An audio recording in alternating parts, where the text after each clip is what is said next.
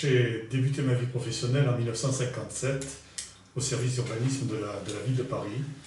Et au bout de quelques années, donc, j'ai intégré le secteur libéral, puisque j'ai créé mon cabinet d'urbanisme dans les années 60.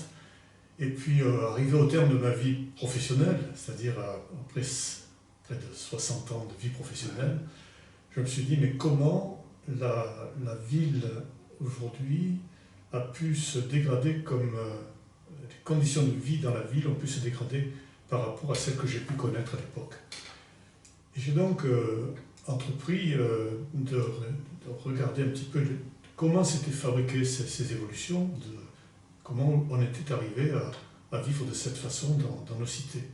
Pourquoi ce climat de violence, pourquoi ces conflits urbains, pourquoi ces attentats. C'est surtout cela qui m'a mis le déclic et qui m'a donné envie d'écrire ce livre. Pourquoi en est-on arrivé là? Alors j'ai donc fait un survol de... Ça voudrait dire que les attentats sont liés à l'urbanisme? Les attentats sont en partie liés à l'urbanisme, dans la mesure où les violences urbaines sont les conséquences des modes de vie que nous entretenons, des politiques d'éducation que nous avons pu donner ou pas donner.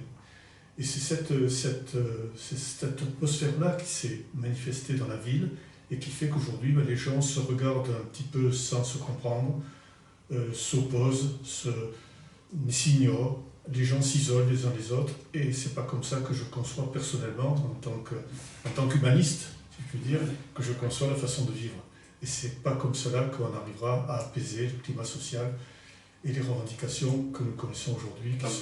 Donc ce que vous voulez dire, c'est quelque chose qui nous intéresse ici, nous, dans ce site Construire la ville, c'est qu'on peut imaginer de faire la ville d'une façon qui permettrait aux habitants de s'épanouir davantage. C'est un peu ça que vous dites ou... C'est un peu ça, mais l'urbanisme ne pourra pas à tout seul lui faire le bonheur des gens. Il peut y contribuer, parce que l'urbanisme, ça se traduit par des règles, par des plans, par des schémas qui vont structurer l'organisation du territoire. Mais dans l'urbanisme, il y a un grand absent, c'est le côté sensible, le côté, je dirais, sacré de la vie. Il y a un côté matériel qui est traduit très facilement dans le droit, sur les plans, sur le terrain, côté matériel de l'organisation urbaine, mais il y a tout un pan immatériel qui fait le bonheur des gens.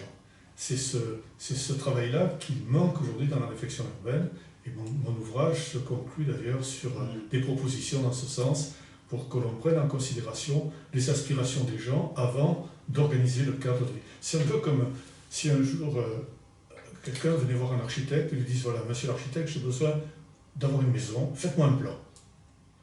Sans lui dire comment il veut y vivre, combien il a d'enfants, quels sont ses besoins. Et l'urbanisme, c'est un peu ça. C'est-à-dire qu'on fait des documents d'urbanisme, des réglementations qui aboutissent à des planifications urbaines, mais on n'a pas demandé aux gens quelles étaient leurs attentes, quels étaient leurs besoins, pour adapter l'organisation du territoire.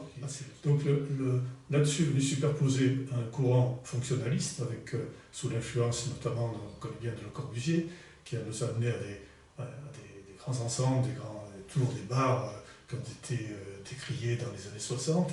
Et puis, à la suite de quoi, De Gaulle est arrivé en 58 et a mis en place certains ordres disciplinaires, militaires, planification sur l'ensemble du territoire en imposant ce qu'on appelait à l'époque les SDO et les PLOS, qui sont devenus aujourd'hui, comme on le sait, les SCOT et les PLU.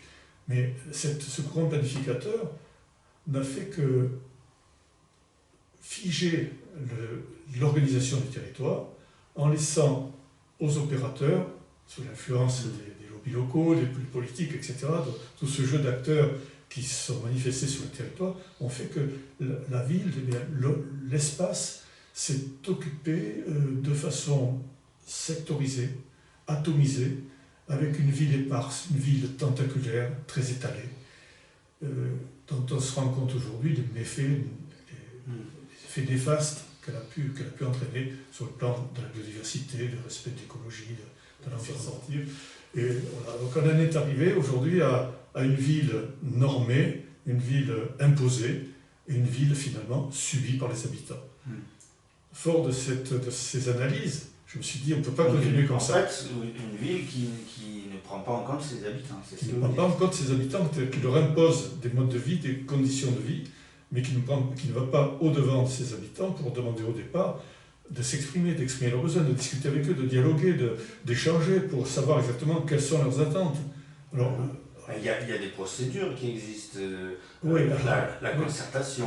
Oui, effectivement, le législateur s'en est préoccupé. Oui. Mais cette concertation, quand on voit la manière dont elle se pratique, quand vous allez à une enquête publique, vous n'avez que des propriétaires qui viennent.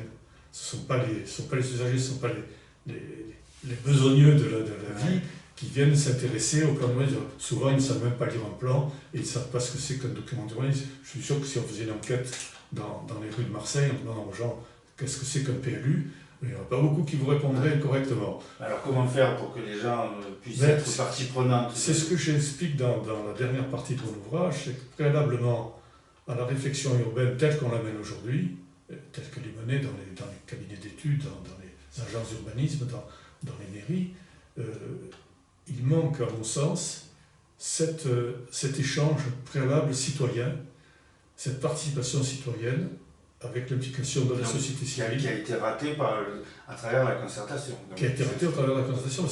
Il y a de l'information. La concertation, aujourd'hui, c'est de l'information. Il y a même des communes qui ne font pas de concertation, qui se contentent d'exposer le projet à un public captif dans une salle. Au bout de 2 heures, on dit voilà, on vous apprend des projets que vous n'avez rien à dire. Bon, chacun s'en va, n'a plus ou moins bien compris ou mal compris. Ouais. Et finalement, la concertation n'a pas lieu. Ils ne peuvent pas avoir de vision urbaine, les habitants corrects, dans la mesure où on ne les a pas éduqués. J'ai vu pas mal d'articles de la part de sociologues, de pédagogues comme Henri Mérieux, le professeur Henri Mérieux. Et il explique très bien dans des articles du Monde en 2016, en août 2016 précisément, qu'il manque aujourd'hui en France une éducation à la ville. Les gens ne sont pas formés, ne sont pas éduqués à la manière de vivre la ville et surtout de la respecter et de se respecter.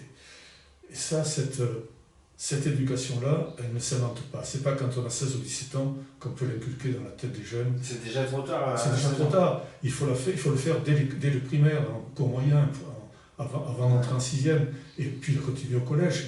Et finalement, quand le pli est pris, il y a des réflexes automatiques qui s'opèrent, et les habitants, ces jeunes qui ont 10 ans et qui, à l'échéance municipale suivante, sont peut-être des électeurs, ces jeunes-là ont une réflexion plus aguerrie, plus mature que celles qui n'ont pas aujourd'hui. Et nous, c'est tout le problème du savoir des élus qui croient détenir le savoir et qui imposent une démocratie représentative à l'opposé d'une démocratie participative à laquelle Vous n'êtes pas venu avec votre gilet jaune aujourd'hui, mais... Je ne l'ai pas, mais je l'avais avant d'écrire le bouquin, il faut croire, parce que ce qui est écrit là-dedans aurait très bien pu ressortir dans les revendications des urbanistes ou des citoyens un peu éduqués à ces problèmes-là dans les ronds-points que nous connaissons aujourd'hui. Voilà.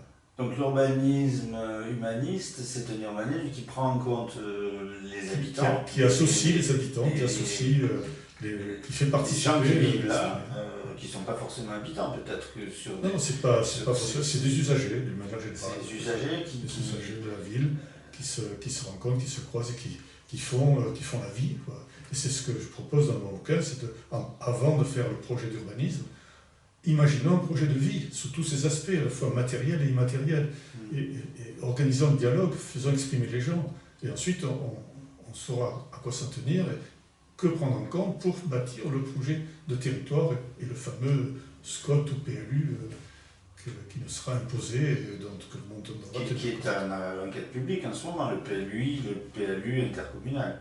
Oui, qui est à l'enquête publique. Donc, de la façon dont vous venez de parler de concertation, on affiche des choses et puis... La plupart du temps, ça se passe comme ça. C'est-à-dire qu'on affiche les choses une fois que la messe est dite. Ouais. Donc les gens n'ont plus qu'à accesser ou bien critiquer, pour certains qui osent le faire. Mais en réalité, ça arrive trop tard. On sait très bien quand une enquête publique se déroule, la marge de manœuvre à la sortie elle est extrêmement limitée. Le commissaire enquêteur donne bien avis, mais on n'a même pas besoin il n'est pas obligatoire de le respecter, donc les élus et les services de l'État ont toute liberté de faire ce qu'ils veulent à la sortie.